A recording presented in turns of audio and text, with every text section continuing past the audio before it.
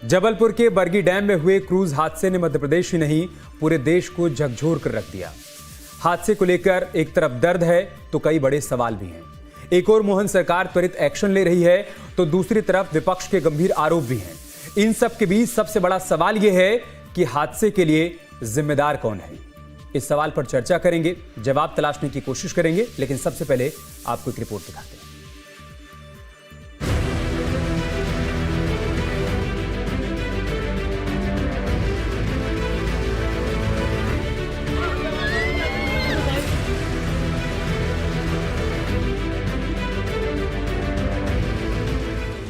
जबलपुर के बरगी डैम में हुए इस दर्दनाक हादसे के बाद प्रदेश की मोहन सरकार तुरंत एक्शन में नजर आई। सीएम ने मंत्रियों और अधिकारियों को तुरंत मौके पर जाने और राहत कार्य तेजी से शुरू करने के निर्देश दिए। सीएम के आदेश पर सरकार में मंत्री राकेश सिंह, पर्यटन मंत्री धर्मेंद्र लोधी और जबलपुर के प्रभारी मंत्री और प्रदेश सरकार में डिप्टी सीएम जगदीश देवड़ा पहुंचे, पीड़ितों से मुलाकात की और राहत कार्य की निगरानी करते रहे। सीएम खुद मौके पर पहुंचे, संवेदनशीलता दिखाते हुए सबसे पहले हादसे में जबलपुर के 2 मृतकों के परिजनों से मुलाकात की, परिजनों के साथ सरकार के खड़े होने का आश्वासन दिया, घटनास्थल पर रेस्क्यू ऑपरेशन का जायजा लिया और अफसरों को सख्त निर्देश दिए। सीएम ने कहा कि हमारी पहली प्राथमिकता सबसे पहले हादसे में लापता लोगों की तलाश करना है, उनके शवों को उनके परिजनों तक पहुंचाना है। साथ ही उन्होंने कहा, जांच में जो भी दोषी पाए जाएंगे उन्हें छोड़ा नहीं जाएगा। ऐसे हादसे की एक तो हम जांच भी करेंगे, लेकिन अब बाकी बातें चूँकि हमने उस पर अपनी जांच बिठा दी है, जांच का हम इंतज़ार भी करेंगे। लेकिन ऐसे दुखद हादसे से मन तो भी बहुत कठिन और मन दुखी भी है, और ऐसे माहौल में लाइफ जैकेट को खास करके क्रूज में सबको पहनना ही चाहिए। आए हुए हैं सर इस पे। सच में घटना बहुत दुखद है। हम सबको एक तरह से इसको सबक के रूप में भी लेना चाहिए, और हमारा प्रयास है कि अभी भी जो मिसिंग है उनको ढूंढ करके उनके परिवार वालों को सौंपे। वहीं बरगी डैम में क्रूज हादसे पर सियासत तेज हो गई है। विधानसभा में नेता प्रतिपक्ष उमंग सिंघार बरगी हादसे की जगह पहुंचे और डैम में चलने वाले क्रूज में सुरक्षा इंतजामों पर सवाल उठाए। उन्होंने कहा कि लापरवाही नहीं होती तो ये हादसा टल सकता था, जिम्मेदारी तय होनी चाहिए। जो इस क्रूज के संचालक थे वो खुद ही कह रहे हैं कि यहाँ पर मापक यंत्र नहीं है, तो जब आंधी तूफान का आपको नहीं मालूम पड़ेगा तो फिर आपने क्यों क्रूज को जाने दिया? क्यों नहीं मापक यंत्र है? वो क्यों नहीं सब में लाइफ जैकेट सबने पहनी थी? ये सब चश्मदीद गवाह सामने, आप पत्रकार बंधु सबने सब बात करी, स्थानीय लोगों ने। तो सीधे सीधे ये एक मानव चूक है और गैर इरादतन का प्रकरण दर्ज होना चाहिए। हादसे के बाद सरकार एक्शन में है, राहत कार्य तेजी से चलाया जा रहा है। सरकार ने जांच के लिए कमेटी का गठन कर दिया है। जांच के बाद कार्रवाई का भरोसा सीएम दे रहे हैं, लेकिन सबसे बड़ा सवाल है कि हादसा किसकी लापरवाही का नतीजा है। जबलपुर से अतुल शर्मा के साथ Amit Soni, team news state. और इसी बीच बड़ी खबर आ रही है, वो आपको बता देते हैं। जबलपुर हादसे पर बड़ी खबर आई है। सीएम मोहन यादव ने बरगी हादसे पर एक्शन लिया। लापरवाही के मामले में दोषियों पर सख्त कार्रवाई की गई है। क्रूज पायलट, हेल्पर और टिकट काउंटर प्रभारी पर एक्शन लिया गया है। तीनों की सेवाएं तत्काल प्रभाव से समाप्त कर दी गई हैं। बोट क्लब बरगी के मैनेजर सुनील मरावी को निलंबित कर दिया गया है। रीजनल मैनेजर संजय मल्होत्रा को मुख्यालय अटैच किया गया है। ये बड़ी खबर हम आपको बता रहे हैं। सीएम ने घटनास्थल का निरीक्षण करते हुए इसके संकेत दिए थे कि बड़ी कार्रवाई की जाएगी, कड़ी कार्रवाई की जाएगी, दोषियों को बख्शा नहीं जाएगा, और अब एक्शन शुरू हो गया है। सीएम मोहन यादव ने बरगी हादसे पर एक्शन लिया। लापरवाही के मामले में दोषियों पर सख्त कार्रवाई की गई है। क्रूज पायलट, हेल्पर और टिकट काउंटर प्रभारी पर एक्शन लिया गया है। तीनों की सेवाएं तत्काल प्रभाव से समाप्त कर दी गई हैं। बोट क्लब बरगी के मैनेजर सुनील मरावी को निलंबित किया गया है। रीजनल मैनेजर संजय मल्होत्रा को मुख्यालय अटैच कर दिया गया है। अभी थोड़ी देर पहले हमने आपको सुनाया जब सीएम ने कहा कि किसी को भी बख्शेंगे नहीं, जो लोग भी इसके लिए जिम्मेदार हैं सभी पर कार्रवाई की जाएगी।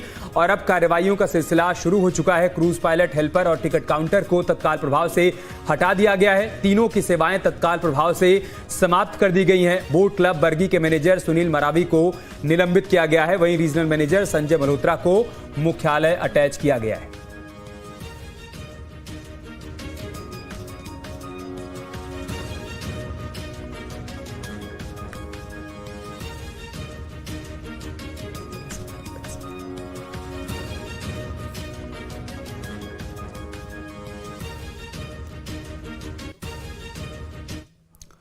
और चर्चा की शुरुआत करें उससे पहले आपको बताते हैं कि किन सवालों के इर्द गिर्द हम चर्चा को आगे बढ़ाने वाले हैं। जबलपुर के बरगी डैम हादसे में सबसे बड़ी लापरवाही किसकी है? सबसे बड़ा सवाल यही है। सवाल यह भी है कि सुरक्षा नियमों की अनदेखी का कौन कसूरवार है, क्या सजा होगी, इसका भी जवाब तलाशेंगे। क्या प्रशासन ने क्रूज के संचालन नियमों को लागू करने में कोई लापरवाही बरती, ये भी समझने की कोशिश करेंगे। साथ ही जबलपुर हादसे में बेगुनाहों की मौत हुई, किस किस पर कार्रवाई होगी, ये भी जानने और समझने की कोशिश करेंगे। जबलपुर में बिछी लाशें, हादसों पर कौन कर रहा है सियासत, इसका जवाब भी तलाशने की कोशिश करेंगे। मेहमानों से आपका परिचय करवाते हैं। रविंद्र दुबे साहब वरिष्ठ पत्रकार हमारे साथ जुड़ने वाले हैं। कर्नल रिटायर्ड अश्वनी कुमार साहब हमारे साथ जुड़ चुके हैं, आप एक्सपर्ट हैं डिजास्टर मैनेजमेंट के। वंदना त्रिपाठी जी हमारे साथ जुड़ चुके हैं, आप प्रवक्ता हैं मध्य प्रदेश भारतीय जनता पार्टी की। समृद्धि श्रीवास्तव हमारे साथ जुड़ चुके हैं, आप प्रवक्ता हैं मध्य प्रदेश कांग्रेस पार्टी की।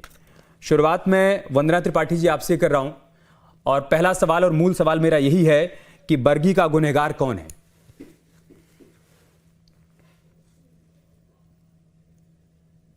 बरगी डैम हादसे में अपनी जान गंवाई है, उनके लिए मैं प्रभु से कामना करती हूँ कि अपने श्री चरणों में स्थान दे, और बाकी जो हताहत हुए हैं तो ईश्वर से कामना है कि जल्द से जल्द वो ठीक हो। देखिए, बरगी डैम हादसे को लेकर जिस प्रकार से अभी आपने एक ब्रेकिंग न्यूज चलाई थी और माननीय मुख्यमंत्री जी ने वहां पर जाकर निरीक्षण किया, हादसे का संज्ञान लिया, और उसमें आपने देखा रीजनल मैनेजर जो बोट क्लब मैनेजर है उन्हें निलंबित कर दिया गया है, हेल्पर, टिकट काउंटर प्रभारी सभी को हटा दिया गया है, और जो सहायक मैनेजर हैं उन्हें भी मुख्यालय अटैच किया गया है। तो ये माननीय मुख्यमंत्री जी ने जो प्रतिबद्धता के साथ कार्य किया है, आप देख सकते हैं। अब इस हादसे का कसूरवार कौन है, किसकी वजह से हुआ और क्यों हुआ, ये तो हम नहीं कह सकते क्योंकि अभी कार्रवाई चल रही है और सब पर एक्शन लिया जा रहा है। लेकिन इतना जरूर कहा जा सकता है कि भारतीय जनता पार्टी की सरकार में अगर इस प्रकार का कोई भी हादसा होता है जिसमें किसी की मौत होती है या कोई हताहत होता है, तो उसके लिए हमारे माननीय मुख्यमंत्री जी उस हादसे को स्वयं संज्ञान में लेते हैं। आपने देखा राहगीर योजना के माध्यम से, अन्य योजनाओं के माध्यम से ये सुनिश्चित किया गया है कि किसी के साथ भी कभी कोई दुर्घटना ना हो, और अगर हो तो उसे सुरक्षित बचाया जाए और उसके लिए कुछ किया जा सके। हमारे लिए एक एक जान कीमती है, हमारे लिए हमारे नागरिकों की सुरक्षा कीमती है, और जिस प्रकार का ये हादसा हुआ है उसमें जो भी दोषी पाया जाएगा उस पर कार्रवाई की जाएगी और की जा रही है। आपने देखा जब ये हादसा हुआ उसके बाद पीडब्ल्यूडी मंत्री श्री राकेश सिंह जी को, पर्यटन मंत्री श्री धर्मेंद्र लोधी जी को, उसके अलावा ACS एडिशनल DGP सबको वहां पर हादसे का संज्ञान लेने के लिए भेजा गया। NDRF, CRPF की टीमें वहां पर रेस्क्यू का काम कर रही हैं, डाइवर्स हैं। तो ये सारी चीजें जितना ये सब तो हम लोग सुबह से दिखा रहे हैं वंदना जी, ये सब तो हम सुबह से दिखा रहे हैं। आपने कहा कि आपके लिए एक जान कीमती है, माफ कीजिएगा, ये हम बहुत पहले से सुनते आ रहे हैं। ऐसा नहीं कि कोई आपकी सरकार है, तब सरकार किसी की भी रही हो, हमेशा ये बात कही जाती है कि हमारे लिए एक जान कीमती है। लेकिन जब इस तरीके के हादसे होते हैं तो हम देखते हैं कि उन जानों की कितनी कीमत की गई है। मेरा सवाल यह है कि यहां पर बोट का जो संचालन होता है, क्रूज का संचालन होता है, वो MP टूरिज्म डिपार्टमेंट के अंतर्गत होता है। जब मौसम विभाग की तरफ से अलर्ट जारी किया गया, ये चेतावनी जारी की गई कि तेज आंधी तूफान आ सकती है, बारिश हो सकती है, तो उस अलर्ट पर MP टूरिज्म डिपार्टमेंट ने क्या गंभीरता नहीं दिखाई? क्या वो अलर्ट उनके लिए नहीं था?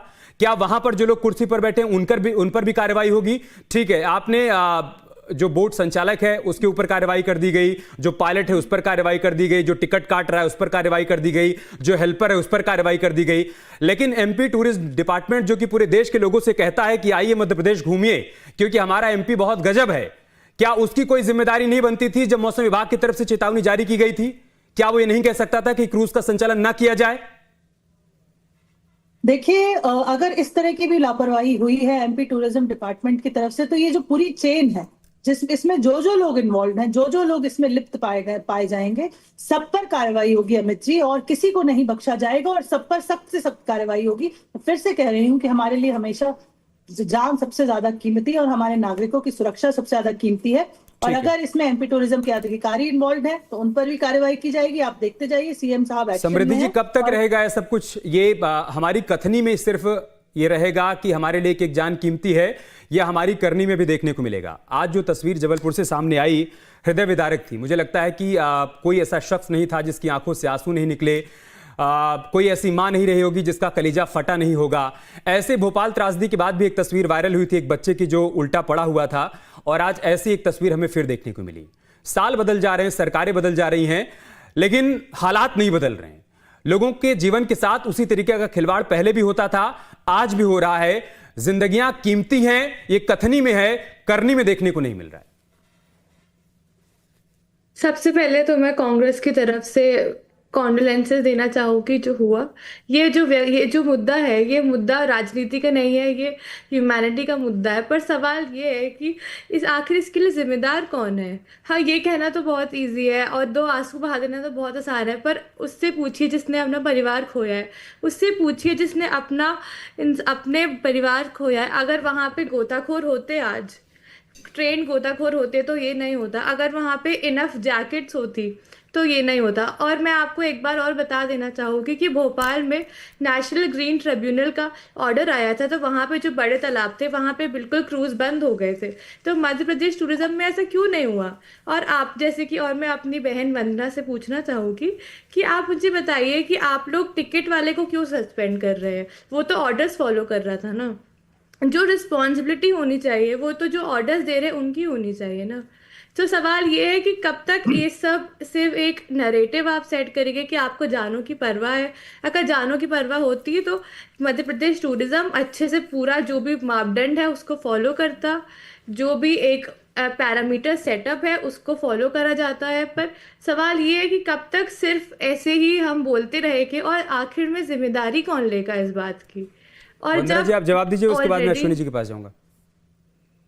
जी देखिए समृद्धि जी, बिल्कुल आपने ये बात सही कही कि ये राजनीति का मुद्दा नहीं है, ये इंसानियत का मुद्दा है। और इसमें अगर ये सारी लूप होल्स पाए गए हैं, ये सारी चीजें हुई हैं, तो उसके लिए सरकार की प्रवक्ता होने के नाते मैं ये अश्योर करती हूँ कि जिन लोगों का इसमें इन्वॉल्वमेंट है, हर उस व्यक्ति पर कार्रवाई की जाएगी और कड़ी से कड़ी कार्रवाई की जाएगी, क्योंकि ये छोटा मोटा हादसा नहीं है। हम कब कार्रवाई देखेंगे? हम कब देखेंगे इस पे कुछ एक्शन लिया जाएगा? हम आप तो सिर्फ देखिए ये माननीय देख रहे हैं मुख्यमंत्री कि जी, आप देखिए समृद्धि जी, माननीय मुख्यमंत्री जी घटना स्थल पर हैं, उसका निरीक्षण कर रहे हैं। वहाँ घटना स्थल पर उन्होंने जो भी लोग इन्वॉल्व थे उन पर एक्शन लिया है, और इसमें जो भी बड़े अधिकारी, एमपी टूरिज्म के अधिकारी, एमपी टूरिज्म के लोग इन्वॉल्व होंगे, उन सब पर कार्रवाई की जाएगी। ये वंदना जी, समृद्धि जी, आज हम बहस नहीं करेंगे। नहीं, 1 सेकंड, आज हम बहस नहीं करेंगे, हम चर्चा कर रहे हैं ताकि जो हुआ जबलपुर में वो फिर कहीं ना हो और वो दोबारा ना हो, इसलिए हम चर्चा कर रहे हैं। उन कमियों पर काम किया जाए, उनको दुरुस्त किया जाए, ताकि दोबारा फिर कोई ऐसी तस्वीर सामने ना आए जहां पर मां बेटे को इस अवस्था में देखकर लोगों की रूह कांप जाए। अश्विनी कुमार जी, मैं आपके पास आ रहा हूं, उसके बाद मैं रविंद्र जी के पास जाऊंगा। कल से अब तक जितनी बातें सामने आई हैं सर, एक तो ये कि लोगों ने लाइफ सेविंग जैकेट नहीं पहनी थी, दूसरा मौसम विभाग की तरफ से जो चेतावनी जारी की गई उसको ध्यान नहीं दिया गया, उसको गंभीरता से नहीं लिया गया। एक बात ये भी सामने आ रही कि बोट का मेंटेनेंस भी नहीं था, क्रूज का मेंटेनेंस नहीं था, 2006 का था, 2026 चल रहा है, 20 साल पुराना हो गया था। एक एक्सपर्ट के तौर पर आप क्या क्या कमियां देख पा रहे हैं सर? सबसे पहले मैं जिन अपनों ने अपने खोए हैं उनको मैं श्रद्धांजलि देता हूं, और दूसरा भी ये कहना चाहता हूं कि मैं एक सैनिक हूं। हमने सीमाओं पे देखा है कि एक छोटी सी चूक जो है वो जान ले सकती है, लेकिन यहां पे कितनी बड़ी चूक हुई और कितनी जाने गई, इसका रिस्पॉन्सिबल कौन है? अगर हम एक क्रूज ड्राइवर को सस्पेंड कर दें, हम एक टिकट वाले को सस्पेंड कर दें, हम एक मैनेजर को सस्पेंड कर दें, दे आर नॉट रिस्पॉन्सिबल। उनको किसने चेक करना था? कोई भी सिस्टम इसमें लगता फॉलो नहीं हुआ। लाइफ जैकेट्स पूरी नहीं थी, ओवरलोडिंग थी, उसकी इंस्पेक्शन नहीं हुई थी क्रूज की। तो ये बहुत सी चीजें हैं जो पहलू किसी ना किसी को देखने चाहिए। अगर वहां पे कोई पॉलिटिकल लीडर आकर वो एक संवेदना लोगों को देता है, उससे क्या होता है? हमें हादसे को बचाना है। अगर वहां पे एनडीआरएफ है या एसडीएफ आ जाती है, हम कहते हैं जल्दी पहुंच गई। जो नेशनल डिजास्टर रेस्क्यू फोर्स है या स्टेट डिजास्टर रेस्क्यू फोर्स है, ये प्रिवेंटिव है। हमें प्रिवेंटिव में बाद में जाना है। हमें इन हादसे ये हो ना, इसके बारे में हम क्या सोचते हैं? ये आज अभी तक कोई भी आकर वहां पे, चाहे कोई पॉलिटिकल लीडर हो या ब्यूरोक्रेट्स हो या वहां के लोग हो, किसी ने आके कभी ये पहले आके इसके मॉक ड्रिल करे? क्या उनकी इंस्पेक्शन चेक हुई? क्या उसका कोई रिकॉर्ड मेंटेन था? अगर ये सब चीजें नहीं है, वहां पे रेस्क्यू बोट्स क्यों नहीं थी? वहां रात के टाइम में किससे परमिशन दिया वहां बोट्स के जाने का?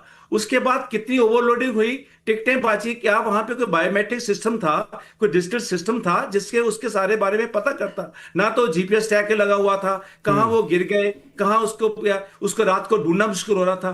तो ये बहुत सी चीजें जो सवाल पैदा करती हैं। ये वहां के इंचार्ज जो सीनियर ऑफिसर्स हैं, जो ये सब फैसिलिटीज एंजॉय करते हैं वहां पे, इसलिए आर्मी के अंदर एक गाड़ी का अगर एक्सीडेंट होता है तो सीओ के ऊपर एक्शन लिया जाता है, ड्राइवर भी एक्शन बाद में होता है। तो मेरा ये सवाल है सबसे कि क्या ये हादसे को बचाया जा सकता था या नहीं? अगर बचाया जा सकता था तो क्या स्टैंडिंग ऑपरेटिंग प्रोसीजर थे, उनको क्यों नहीं फॉलो किया गया, क्यों वहां पे चेकिंग नहीं हुई? तो ये सब सवालों का जो जवाब है ये हमें ढूंढना पड़ेगा। चीफ मिनिस्टर के वहां आने से या किसी डिप्टी मिनिस्टर के वहां आके एक रात रुकने से वो तो और रेस्क्यू ऑपरेशन के ऊपर सवाल खड़े कर देता है कि वहां बैठ के जो पब्लिक सर्वेंट्स हैं उनको करते हैं। रविंद्र दुबे सर, क्या सिर्फ छोटी मछलियों का शिकार किया जा रहा है क्या, ताकि जो बड़े घड़ियाल हैं, जो मगरमच्छ हैं, वो बचे रहें, छोटी मछलियों का शिकार करें? रविंद्र सर, या फिर गाज उन लोगों पर भी गिरेगी, जवाबदेही जिम्मेदारी उनकी भी तय की जाएगी जिनके ऊपर ये जिम्मेदारी होती है कि वो आदेश को साक्षर लागू करवाएं। अगर मौसम विभाग की तरफ से कोई चेतावनी जारी की गई है तो उसको गंभीरता से लें, उसको गंभीरता से लागू करवाएं। अगर कोई मैनुअल बनाया गया है, सुरक्षा प्रोटोकॉल बनाया गया है, तो उसको फॉलो करें और फॉलो करवाएं। क्या उन लोगों पर भी शिकंजा कसा जाएगा, उन पर भी कार्रवाई होगी क्या? रविंद्र सर, देखिए ये बिल्कुल असंभव बात अपन कर रहे हैं कि उन पर कार्रवाई होगी। क्यों? एक तो उनको पहली जवाबदारी उनकी थी कि वो देखते कि लाइफ जैकेट पहनाई जा रही थी कि क्या आकस्मिक उन्होंने कभी जांच की, क्या जो नाम्स दिए गए थे उसको क्रूज चलाने वाले को उसको फॉलो किया गया कि नहीं किया? मुझे तो नहीं लगता किया गया। जिस तरीके के वीडियो आ रहे हैं कि जब आंधी चलने लगी, क्रूज डूबने लगा, तब वो पैक्ड लाइफ जैकेट के बंडल तोड़ के लाइफ जैकेट बांटी जा रही थी। अब रहा सवाल इस बात का कि वो जो जवाबदार अधिकारी वो कार्रवाई या जांच क्यों नहीं करते थे? अभी देखिए जिस समय घटना हुई उसमें 11 लोग फ्री टिकट वाले बैठे थे। वो तमाम फ्री टिकट वाले, कोई पुलिस थाने वाला था, कोई एसडीएम के अप्रोच वाला होगा, कोई किसी मीडिया वाला भी हो सकता है अप्रोच का। इसको बिल्कुल निश्चित बात है। यदि आप 11 लोग उसमें फ्री टिकट जा रहे थे, इन सबकी जवाबदारी है कि क्यों उनके लेके, यदि वो उपकृत हो रहे थे इसलिए उनको छूट दी जा रही थी। और एक जरा सी चूक में इतना बड़ा हादसा हो गया, उसके लिए तमाम लोग जिम्मेदार। देखिए आज आंसू बहा रहे हैं, तमाम लोग पीड़ा में है, तकलीफ में है। खुद हम देख रहे हैं कि सरकार के मंत्री वहां 3 मंत्री हैं, और जब वो माँ और बेटे की लाश शव निकाला गया तब सबके आंखों में आंसू था, खुद मंत्री की आंखों में आंसू था। देखिए हर आदमी इंसान है, पुलिस वालों के आंखों में आंसू थे, तो सबके है तो अंत मानव ना, चाहे वो पुलिस की नौकरी कर रहे हो, चाहे पत्रकार की नौकरी कर रहे हो, चाहे मंत्री हो।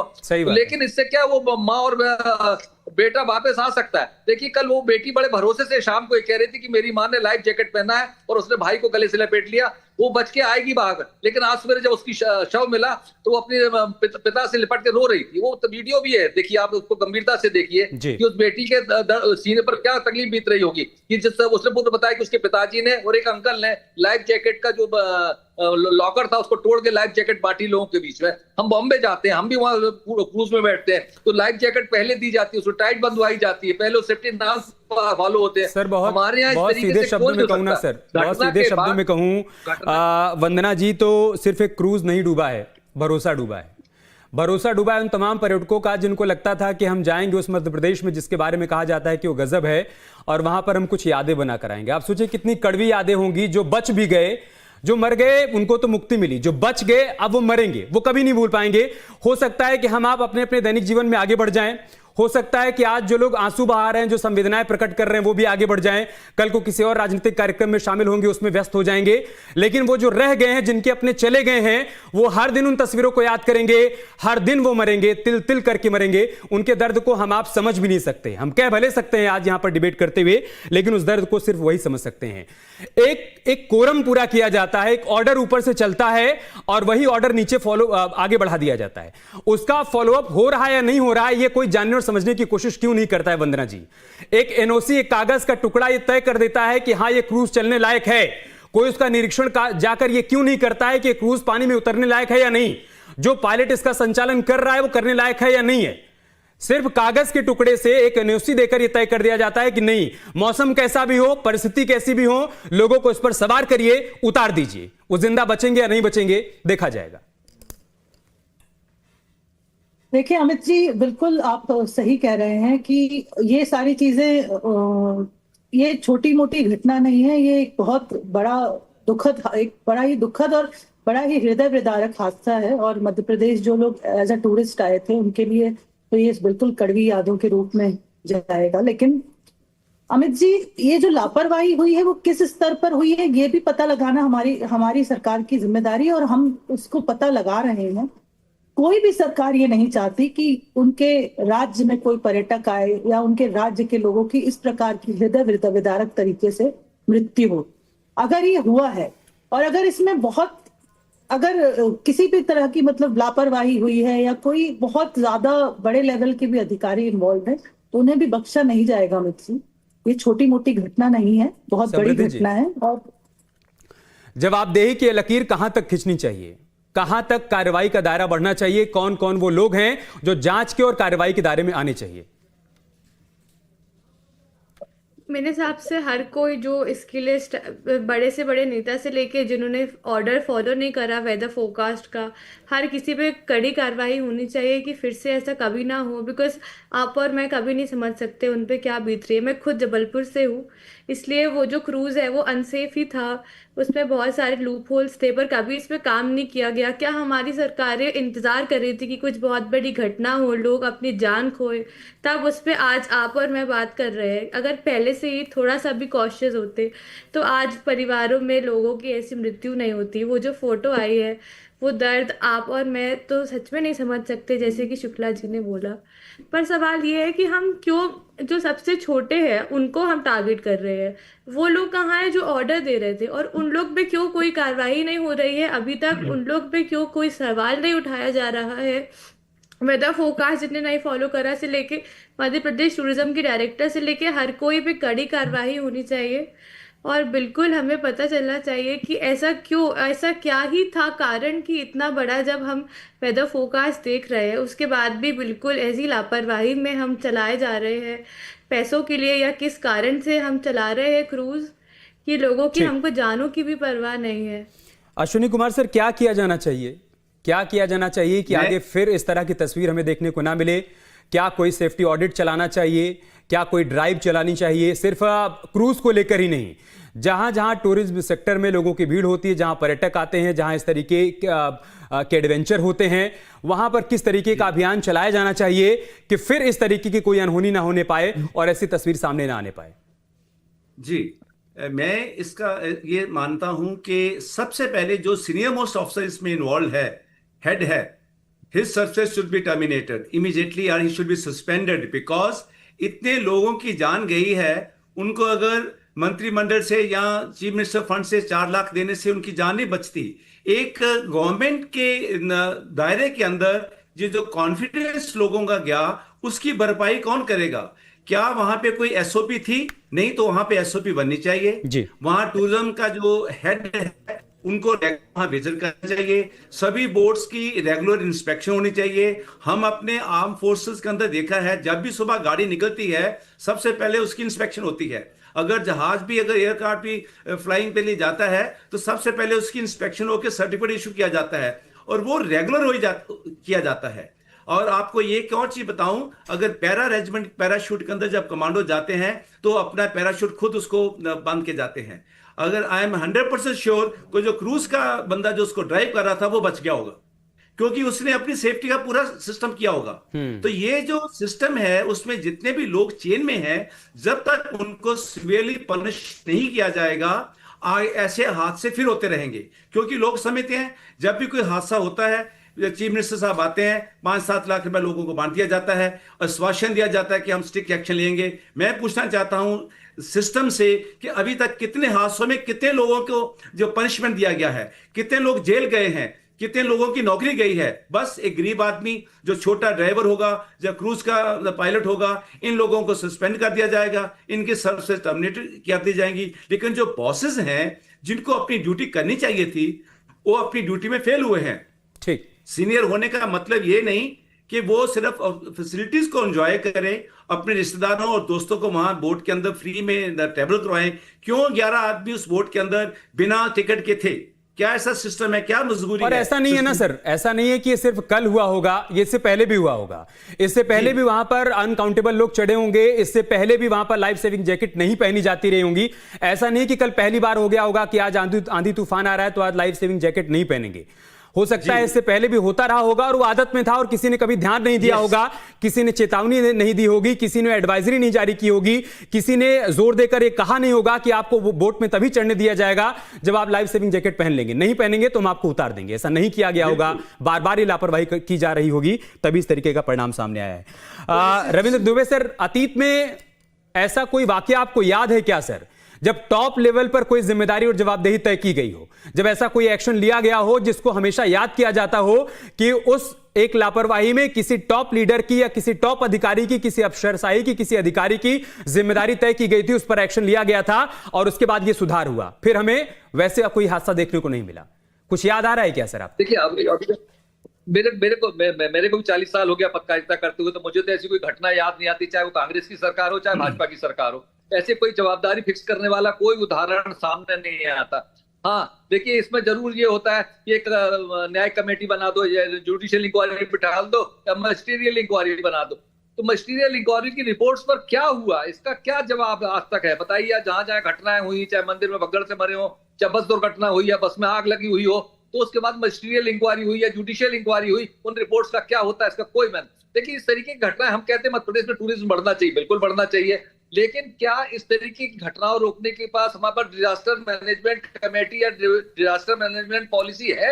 नहीं है। हमको हर पहले के लिए डिजास्टर मैनेजमेंट पॉलिसी बनाना पड़ेगी। यदि ऐसी घटना हो जाती है कि घटना होना सामान्य बात है, तो घटना रोकने होने पर हम उम्मीद करेंगे कि इस बार सिर्फ कहा नहीं जा रहा है, करके दिखाया जाएगा। वंदना जी, कमेटी से कुछ नहीं होगा, कमेटी से कुछ नहीं होगा, कार्रवाई करनी होगी, बड़ी कार्रवाई करनी होगी उस भरोसे को दोबारा से जीतने के लिए, जिसके तहत आप लोगों से कहा करती थी कि आइए मध्य प्रदेश में घूम कर जाइए, मध्य प्रदेश को देख कर जाइए। मुआवजे से भी कुछ नहीं होगा, लोगों का भरोसा जीतना होगा, लोगों के मन से वो डर खत्म करना होगा कि अगली बार जब वो क्रूज में चढ़े तो उनके मन में ये डर न रहे कि वो डूब जाएंगे या तैरकर बाहर निकल पाएंगे। उस डर को समाप्त करना होगा, ऐसा एक्शन लीजिएगा। बहुत बहुत शुक्रिया आप सभी का हमारे साथ जुड़ने के लिए, चर्चा का हिस्सा बनने के लिए। आपके मुद्दे में इतना ही, खबरें जारी हैं, आप बने रहें।